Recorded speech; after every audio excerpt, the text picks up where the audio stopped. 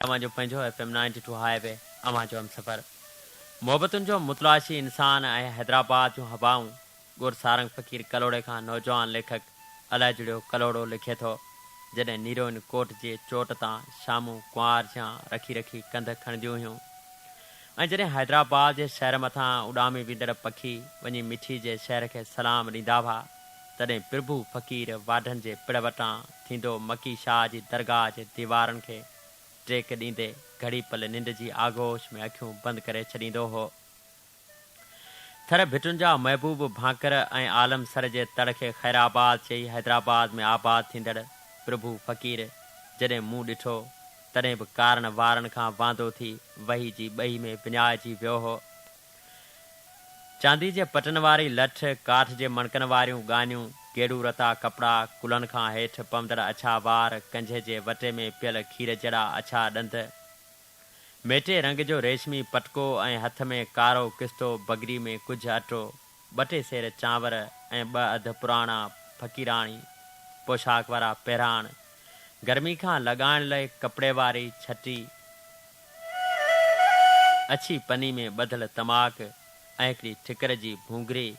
मुंहिंजे ज़िंदगी जो सभु सरमायो हुआ। प्रभु फ़कीर जंहिंजा माइट त तोणे जो हुनजे नंढे हूंदे ई मरी विया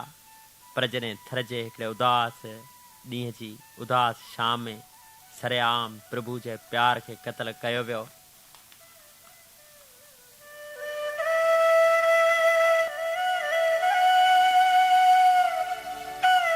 ऐं जॾहिं हुनजी मोहबत जो हथ कंहिं ॿिए जे हथ ते रखियो वियो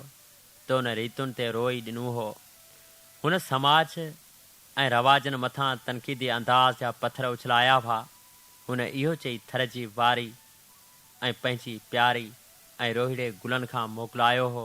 त भले हाणे केतिरियूं बि बहारूं छो न अचनि भले हाणे केतिरियूं बि विॼूं वराका छो न कनि भले वसकारनि जा वेस पाए थर गुलाबी टहक छो न बणिजी पवे तारा तंवारीनि मोर टहूकनि